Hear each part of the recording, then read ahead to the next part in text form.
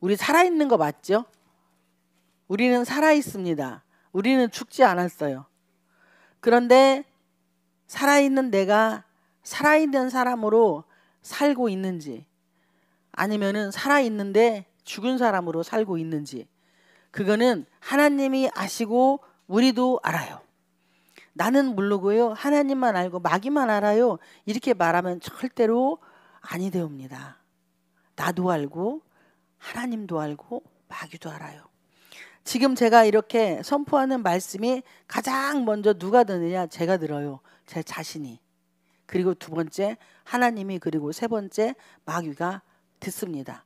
우리 누구랑 우리가 대화를 할 때, 나의 남편, 나의 아내, 나의 자녀들, 또 이제 가까운 지인들하고 교제할 때도 먼저 내가 부정적인 말을 해도 내 뇌가, 내 오감이 먼저 듣습니다. 또 긍정적인 말을 해도 상대를 위해서 말하는 게 아니라 내 속에 있는 모든 오감들이 먼저 듣고, 아, 내 세포 하나가 그래? 이거 진짜 기분 좋은 말이네? 이거 진짜 행복한 말이네? 야, 내가 이렇게 행복하고 기쁘고 즐거운 사람이라는 것인가? 이렇게 내가 먼저, 우리 어제 그렇게 내 모든 기관이, 세포들이 살아나기 시작을 합니다.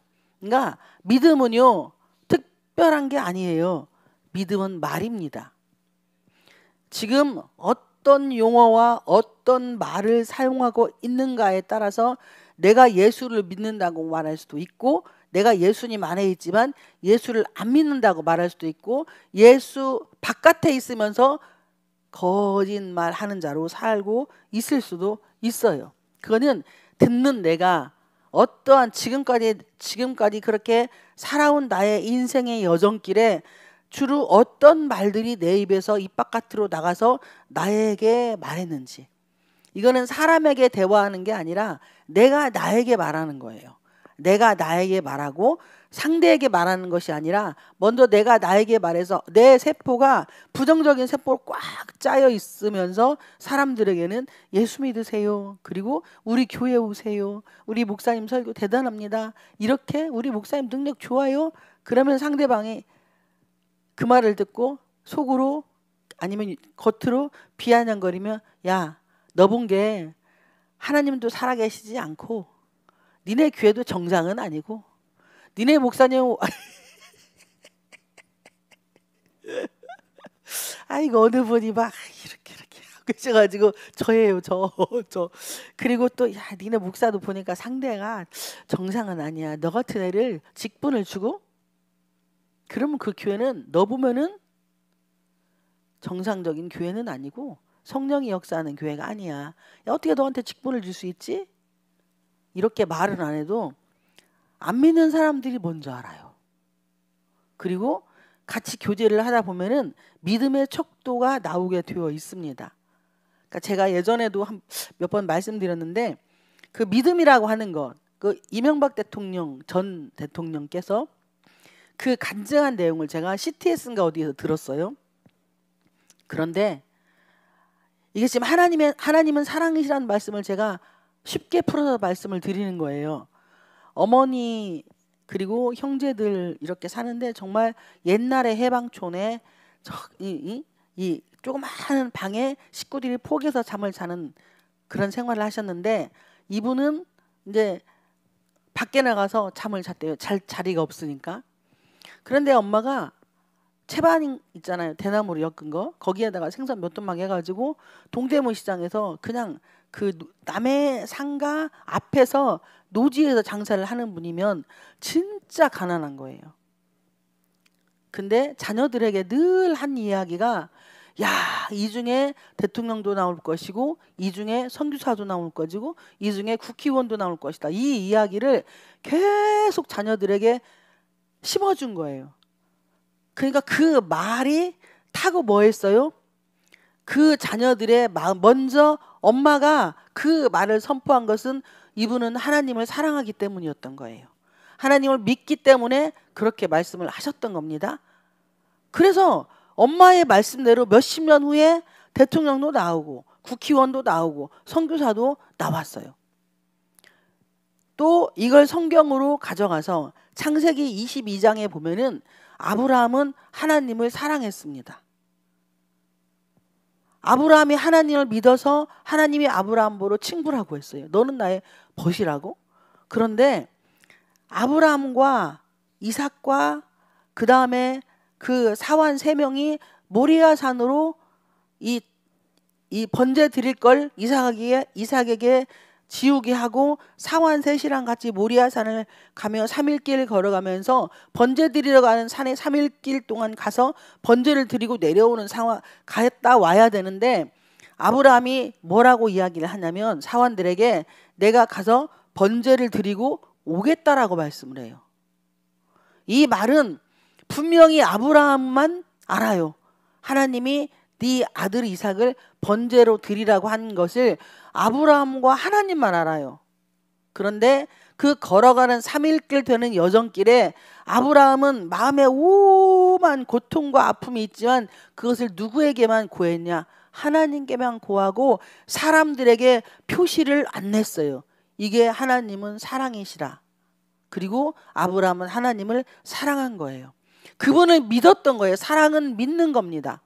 사랑은 상대를 믿는 것이고, 그리고 그 사랑으로 인하여서 그 상대방이 나에게 이렇게 해줄 것을 나는 믿는 거예요. 바로 아브라함은 하나님이 절대, 왜 100세에 자녀를 낳을 수 없는 상황에서 주신 아들 번제로 드리라고 하셨지만 이 아들을 절대로 안 죽일 걸 그분은 믿었어요. 하나님은 절대 내 아들을 죽이지 않을 거라는 것을 아브라함은 100% 믿었어요. 그래서 하나님이 하라는 대로 하고 사환은 모리아산 밑에다 놓고, 그리고 둘이 아들하고 부자지간에 걸어가면서 이삭이 아버지 번제는 있는데 제물은 어디 있어요? 라고 물어봐요.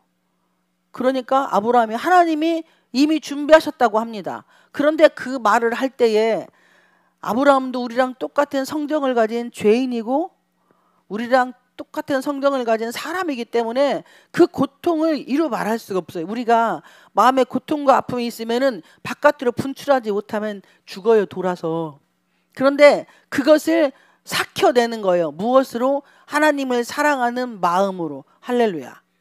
하나님을 사랑하는 마음으로 삭혀낸 아브라함이 걸어가면서 이삭이 물어볼 때에 하나님이 준비하셨다라고 하시고 가서 말없이 그냥 하는 거예요. 그 번제 해놓고 제단 쌓고 그 다음에 아들을 묶어서 올려놓습니다. 그런데 이삭의 입장에서는 아버지가 정신이 나간 거예요. 아니 어떻게 아들을 갖다 꽁꽁 묶어서 분명히 하나님이 준비하셨다고 했는데 어떻게 자기를 꽁꽁 묶어가지고 제단에 올려놓고 칼로 목을 딸라고 하니까 하나님이 아브라함아 이제 네가 나를 믿는 줄을 네가 나를 경외하는 줄 알겠다라고 이렇게 하나님이 말씀을 하십니다. 그리고 준비된 순양을 하나님이 보내주시고 그 순양을 잡아서 번제로 드려요. 여기에서 놀라운 비밀이 있는데요. 아브라함도 하나님을 믿었고 하나님도 아브라함을 믿었어요. 상호간에 뭐예요? 하나님과 아브라함 간에 신뢰가 되었다는 겁니다.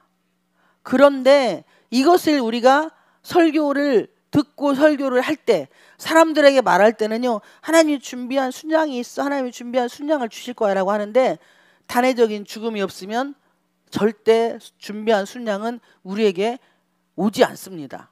그러니까 이삭은 한 번에 단번에 죽었기 때문에 이삭이 가는 곳 100배의 축복을 이삭이 받아요. 그리고 예수님의 모형이 이삭입니다. 그러니까 하나님 앞에 지정의, 그때 당시에 번제로 드려진 이삭이 자기 아버지 앞에 자기 의견을 말하지 않았어요. 자기 혈기를 부리지 않았습니다. 아버지를 투드러 패고 발로 차버리고 이 노인네 노망났구만. 지금 당신이 이게 내가 번제라고, 야 네가 믿는 하나님이 지금 나보러 자식 새끼를 번제로 드리라고 하냐? 야 네 하나님 그게 니네 하나님 맞냐? 나는 그 하나님 안 믿어 하고 발로 뻥 차고 도망가도 돼요. 얼마든지. 왜냐하면 아버지보다 아들이 훨씬 더 피가 펄펄 끓기 때문에 한 대 쳐 박으면은 뇌진탕으로 안녕히 가실 수도 있어요. 근데 그것을 이삭은 그냥 아버지의 뜻에 조용히 순종을 합니다. 이게 복받는 비결인 거예요. 내 의견과 내 생각과 내가 가지고 있는 그런 모든 것들이 있지만 그것을 돌출시키지 않았어요. 이게 이삭도 자기 아버지를 사랑을 한 것이고 믿고, 아브라함은 하나님을 믿고, 이게 상호간에 서로 신뢰가 형성이 되었기 때문에 그 일들이 이루어진 것입니다. 이제 본문으로 돌아가겠습니다. 여기 보면은 10절에 사랑은 여기 있으니 우리가 하나님을 사랑한 것이 아니요 하나님이 우리를 사랑하사 우리 죄를 속하기 위하여 화목제물로 그 아들을 보내셨습니다. 이걸 제가 쉽게 지금 성경적으로 다 풀어서 말씀을 드린 겁니다. 우리가 예수님 입장에서, 하나님 입장에서, 그리고 아브라함의 입장에서, 또 이삭의 입장에서 성경을 읽으면서 이분들의 입장을 입각해서 그들의 입장을 생각을 해서 나의 삶으로 적용을 하면 신앙생활은 어렵지가 않아요. 우리 보러 죽으라고 하는 건 아니잖아요. 그런데 가족 간에도, 부모 자식 간에도 자녀가 엄마 아버지의 말에 계속 토를 달고 그리고 다른 소리를 하기 때문에 그것에 대해서 부모님이 반대하고 그건 안 돼. 왜? 부모님은 이미 그 자녀가 살아온 인생의 나이를 살아왔기 때문에 이렇게 살면 100% 실패할 것을 알아요. 그래서 권면을 하는 거야. 그런데 아들은 아직 나의 부모님이 살아온 인생을 살지 않았기 때문에 그것이 적용이 안 돼. 그래, 여기에서 서로 뒤집어서 보면 내 아들이 또 학식과 지식이 있고 지혜롭기 때문에 내 아들이 결정한 것을 또 인정해 주는 것 또한 부모님이 하나님을 사랑하는 것이고 자녀를 사랑하는 것이기도 해요. 그리고 그것에 대해서 전폭적으로 지지해 주는 것 또한 필요하다고 할 수 있습니다.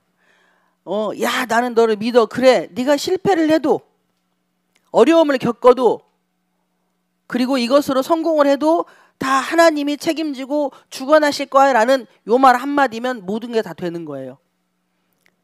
그런데 하나님을 개입시키지 않고 사람 대 사람으로 서로의 상호간에 어떤 관계를 맺어버리면 그게 부부간이든 부모 자식간이든 아니면 서로 이 지인들이나 친구들 간의 관계 속에서 그런 일이 벌어지면 반드시 실패하면 남의 탓을 하게 되어 있습니다. 하나님은 사랑이시라 라는 말씀에 너와 나 사이의 증인이 누가 돼야 돼요? 예수 그리스도. 아멘. 그분이 증인이 되시면 야, 나는 그래, 내가 한 번이든 두 번이든 너가 원하는 이것에 대해서 얼마든지 내가 기도해주고 물질도 지원을 해주고, 그러나 조건이 딱 있다. 하나님이 개입하시는 한에서 내가 기도하는 중에 하나님이 나에게 감동을 주셔서 그 감동 준 만큼만 내가 너에게 해줄게. 그리고 한 번이든 두 번이든 그 이후에 나의 하나님이, 내가 섬기는 하나님이 원하시지 않으면 나는 그때는 과감하게 너하고 인연을 끊는 한이 있어도 이 부분에 대해서는 내가 용납을 못해 라는 이런 절대적인 하나님을 믿고 신뢰하고 의지하는 절대 주권자인 그분에게 모든 걸 맡겨버리면 그 나머지 일은요, 실패를 해도 성공을 해도 그 몫은 누구 거예요? 하나님의 것이 되는 거예요. 그럼 그 다음부터는 서로 간에 상호 간에 부모 자식이든 부부 간이든 친구 간이든 교회 성도들 간이든 목사와 성도들 간이든 간에 어려움이 없이 잘 관계가 유지가 됩니다. 이 세상은 관계 속에 살아가요. 누구를 만나든지 간에 우리는 그 관계를 유지하기 위해서 무지 애를 쓰고 노력을 합니다. 이게 사랑이에요. 사랑을 하면 상대에게 일방적인 헌신과 섬김이 있어요. 그리고 일방적인 헌신과 섬김을 통해서 거기에 예수 그리스도가 나타나게 되어 있습니다. 이게 오늘 본문의 내용인 거예요. 그리고 11절에 보면은 사랑하는 자들아 하나님이 이같이 우리를 사랑하셨은즉 우리도 서로 사랑하는 것이 마땅하도다. 그런데 어린아이의 신앙, 발목신앙은 일방적으로 받기만을 원합니다. 그리고 그때는 하나님도 무조건적으로 그냥 어떤 이야기든 다 들어주시고 기도하면 바로바로 응답도 허락을 해주세요. 그런데 무릎신앙이 지나고 허리신앙까지 가기 시작을 하면 이 하나님의 그 책망의 척도와 그 다음에 징계의 척도가 엄청 세져요. 그래서 기도를 10번, 20번 해도 100번을 해도 한두 번 들어줄까 말까 하는, 뭐 하냐면 내 마음의 그릇을 넓히며 하나님이 나를 사랑하는 것에 무엇을 들어둬서가 아니라 그냥 하나님의 존재 자체가 나에게 함께하는 것, 그 자체를 인정하는지 그것을 훈련을 하시기 때문이에요. 그러니까 하나님을 알고 하나님을 사랑하기 시작하면은 가장 먼저 보여지는 게 빛 가운데 오시는 그 하나님의 은혜가 내 마음에 임하면 내 속에 있는 죄가 보이기 시작을 하고 그 다음에 내가 어떤 존재인지가 보입니다. 아버지, 나는 죄인이로소이다. 세리의 고백이 나오기 시작을 합니다. 바리새인은 하나님 앞에서 나는 일주일에 몇 번 금식하고 나는 11조도 하고 이렇게 고백을 해요. 그런데 세리는 나는 죄인이로소이다. 이 고백이 진정 하나님을 사랑하는, 왜 우리는 그분 앞에 아무것도 할 수 없는 존재이기 때문이에요. 여러분, 운전하는 것도 하나님이 해주시는 것이고, 내가 어디 가서 물건 사고 뭐 하는 것도 하나님이 해주시는 것이고, 내 손으로 하는 모든 것도, 내가 먹는 것도 마시는 것도 하나님이 공급해 주는 은혜로 우리가 살고 있잖아요. 아멘. 이것이 첫째 조건의 인정이에요.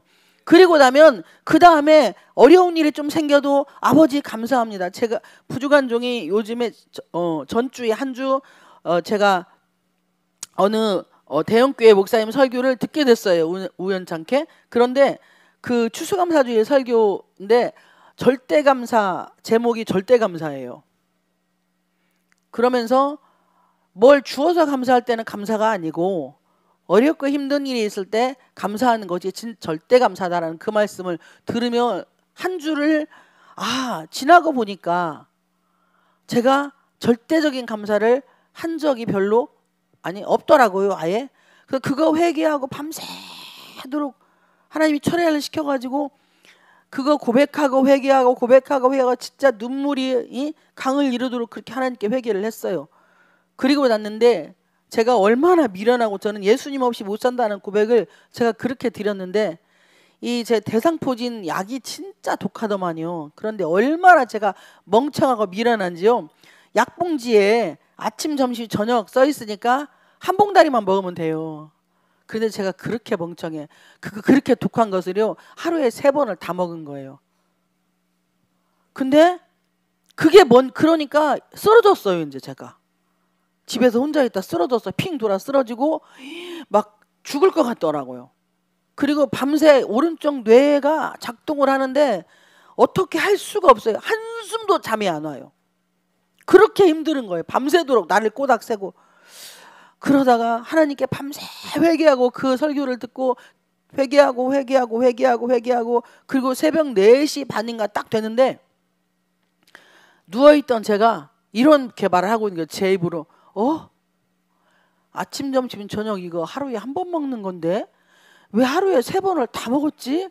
아이고 주여, 내가 아버지 없이 어떻게 살겠어요? 난 이래서 예수님 없이 못 살아요. 그 고백이 그냥 자동으로 나오는 거예요.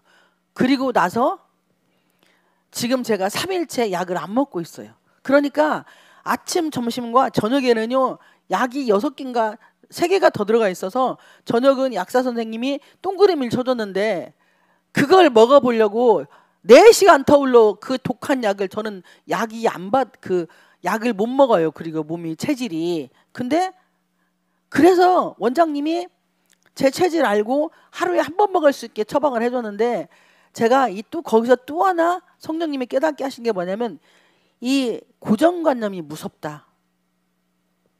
약은 하루에 3번 식후에 30분 식후에. 이게 머리에 박힌 거예요. 그래서 습관이 또 거기에서 또 하나 성령님 깨닫게 하신 게 습관이 진짜 무섭다. 그냥 습관적으로 털어 넣는 거야. 그냥 이게 먹어야 되는 건지 안 먹어야 되는 건지 그런 생각도 없이 그냥 습관적으로 털어 넣는 거예요. 그러다가 제가 죽으면 약사하고 의사는 저 때문에 감옥 가게 생긴 그런 미친 짓을 제가 계속하고 있었던 거예요. 진짜 이런 천하의 개멍청이를 주님이 어떻게 목사로 쓰시는지 우리 아버지도 참 골치 아프신 분이라고 제가 생각을 하는데, 그렇게 감사를 밤새 하고 났더니 새벽에서 그거 깨닫게 하신 거예요. 성령님이 애쭈봐라 너 좀 당해봐라 하셨던 것 같기도 하고 그러진 않으시지만, 제가 어떤 말씀을 드리고 싶으냐면, 하나님 없이는, 성삼위 하나님 없이는 이거 작은 거 하나도 못 깨닫는구나. 그 고백이 그냥 자동으로 나오더라고요. 그래서 제가 그날 어떻게 하나님께 서원을 했냐면, 하나님, 제가 이 땅에 얼마나 살지는 모르겠지만 살아있는 두 발 딛고 돌아다니는 그 순간에는 어떠한 상황도 절대 감사를 하겠습니다. 그리고 나서 제가 그 이후로 한 번도 불평한 적이 없어요. 지금 3일째, 오늘이 4일째인데요. 막 어떤 때는 성령님이 마음 가운데 야 너는 쟤보다 멍청하고 똥멍청이고 막 그러면 아우 감사합니다. 제가 원래 똥멍청이고 어떻게 하셨어요? 이렇게 고백이 되더라고요. 할렐루야. 그러니까 우리가 회개를 하고 나면 거기에 맞게 나의 삶이 변화가 되어져 가야 한다는 거예요. 그러니까 이 어떤 성령 하나님의 은혜 가운데 이 연단도 더 세지고, 그리고 환경적으로도 더 어려움이 생기면 그만큼 내가 뭐예요? 믿음의 그릇이 받을 만한 그릇이 되니까 하나님께서 그렇게 강하게 사랑의 매를 대시는구나 하고 할렐루야 아멘 하고 납작 엎드리고 회개하시고, 주여 이 환경을 통해서 하나님의 어떠한 마음을 알기를 원하십니까? 라는 고백을 하시기를 축복을 드립니다. 그렇게 영적으로 성숙되어져 가면 어느 순간부터 내가 바랐던 것보다 수억만 배의 삶의 윤택함이 그냥 다 돼 있어요. 내가 그렇게 애잔자잔하고 문제 풀어보려고 노력하고 애썼는데 어머나 어느 순간에 감사하고 하나님 사랑합니다. 그 사랑한 하나님의 사랑, 내가 하나님을 사랑하는 하나님이 나를 사랑하는 만큼 내가 하나님을 사랑할 수 없지만, 그래도 나의 삶의 가운데 사랑이라는 두 글자를 하나님께 드릴 수 있는 그 은혜가 있다고 고백을 하며 주님께 하나님 사랑합니다 고백하면 어느 날 보면 그렇게 죽어도 안 풀릴 것 같은 문제가 싹 해결이 되어 있고, 그리고 그보다 더 좋은 것으로 나에게 하나님은 갑절의 축복을 허락하신다는 것입니다. 아멘.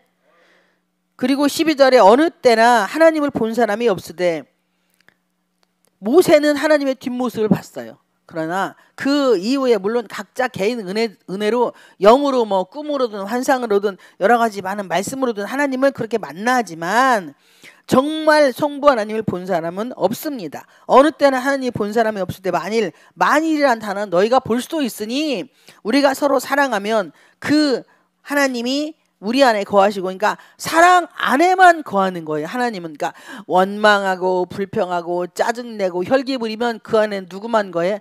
마귀 새끼만 거하고, 어떠한 상황도 상대를 이해하려고 노력하고 애쓰면 그래 그럴 수도 있지, 내가 이것까지도 용납해. 기독교는 용서의 종교이기 때문에 용서는 의무예요. 내가 선택을 할 수가 없어. 왜? 나 같은 죄인을 하나님이 독생자 예수 그리스도를 통하여 살려주시고 구원해 주셨기 때문에 그 상황에 맞게 나를 만지고 또 다듬으시는 과정 속에 꼬챙이를 쑤시거든요. 옆구리도 쑤시고 뭐 대가리도 찧어박고 그 다음에 발로 차시기도 하시고 다양한 방법으로 건드리시는데, 그때마다 하나님, 나는 죄인이잖아요. 내가 저 상황이면 저 사람보다 나는 더할 거예요 라고 고백하시기를 축복을 드립니다. 그러면 그 성숙의 척도가 한 번이 두 번 되고 두 번이 세 번 되고 하다 보면 어느 순간에 내가 힘들어하던 그 문제들은 하나님이 다 자연스럽게 해결해 놓고 그보다 더 좋은 것으로 우리의 삶에 허락을 하십니다. 바로 그것이 사랑이라는 거예요. 사랑은 허다한 허물을 덮습니다. 그러니까 사랑은요, 남이 잘못한 것은 다 무조건 내가 잘못했다고 너무 지나치게 막 무슨 그렇게 하라고 하는 것이 막 굽신거리라고 하는 게 아니라, 정말 예수님을 만난 사람은요 자기의 죄가 보입니다. 하나님, 내가 죄인이에요. 제가 기도하지 않아서, 제가 주님의 뜻을 제대로 분별하지 못해서 하나님이 이 상황을 통해서 어떤 걸 저한테 말씀해 주시고 싶어 하시는지, 이 못나고 부족한 이 작은 이 계집아이가 무엇을 하시기를 원하시는지, 바로 환경적으로 초월하는 신앙의 믿음이 되기를 원하셔서 우리를 그 어려움 환난 가운데 갖다 집어 넣으시는 겁니다. 바로 이게 여호수아서 1장에 보면은 강하고 담대하라, 내가 모세와 함께한 것 같이 너와 함께 하리라라고 말씀을 3번이나 하시잖아요. 그런데 우리는 환경에 딱 들어가면은 거기서부터는 하나님이 없어요. 그리고 뭐가 있어? 문제만 있어. 근데 그 문제를 주시는 분도 만드시는 분도 하나님이고, 일을 만드시고 행하시고 성취하시는 하나님, 그게 에레미야서 33장 2절이잖아요. 그리고 3절에는 그에게 부르짖는데 어떤 분에게 그 문제를 만드신 하나님, 일을 그리고 그걸 행하실 하나님, 그리고 그것을 성취하신 하나님께 부르짖으라고 했지, 그냥 우리는 되나못되나 부르짖는 거예요. 되나못되나 부르짖으니까 문제가 해결이 안 됩니다. 그러니까 에레미야 33장 우리는 3절만 가지고 그래. 너는 내게 부르짖으라, 내가 그거 비밀한 걸 알게 하리라. 맨날 이래봐. 예언한다는 막 그 목사님들도 막 그 말만 줘. 막 그 말만. 야, 부르짖으랴. 응? 너는 근데 어떤 하나님께? 2절이 답인데. 일을 만드시고 행하시고 성취하시는 그 하나님께 부르짖으라고 그랬지. 바로 신전의식이잖아요, 그게. 코람데오. 하나님의 면전 앞에 사는 나. 그러니까 아버지 앞에 내가 늘 서 있는 거예요. 이 예배는, 설교는 여러분들에게 하는 게 아니고 하나님 앞에서 하나님께 드리는 예배고 말씀인 거예요. 사람 비유 맞추는 게 아니라 하나님 앞에서 하나님께 드려지는 사한 제사입니다. 그러면은 제가 제대로 죽어야 되잖아요. 여기 서 있는 저는 죽어야 돼요. 제가 이 제단의 산제물로 되어지지 않으면 이 시간에 선포되어지는 말씀은 다 가짜 거짓말입니다. 그러니까 이 강단에 쓸 때마다 두렵고 떨리고 설교 진짜 하기 싫어요. 뭐 아는 것도 없지만 제가 뭘 아는 게 있어야 뭘 어떻게 하지요. 그런데 하나님은 언제든지 부족한 종을 먼저 여기서 죽이십니다. 부끄러운 저의 고백을 과감없이 선포를 하게 하시고 그 이후에 주의 음성을 전하게 하시는 거예요. 그러니까 목회자가 죽지 않으면 영혼들이 살 수가 없잖아요. 하나님은 상호간에 서로 너를 위해서, 나를 위해서, 누구 때문에? 예수님 때문에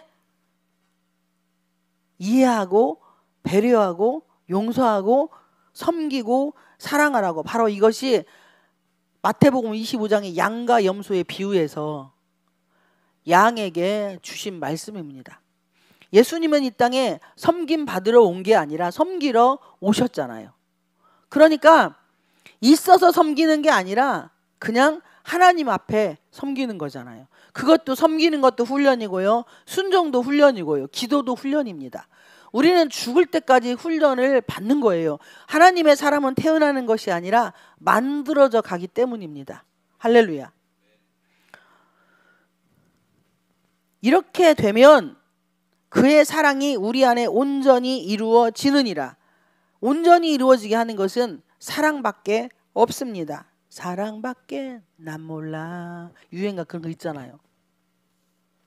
그의 성령을 우리에게 주심으로 우리가 그 안에 거하고 그가 우리 안에 거하시는 줄을 아느니라. 아멘. 주의 성령님이 이 모든 일을 이루어 주시고 행하시고 성취를 할 수 있도록 만들어 주십니다. 그러니까 성령 하나님을 사모하고 그분을 모셔드리고 그분을 환영하시기를 축복을 드립니다.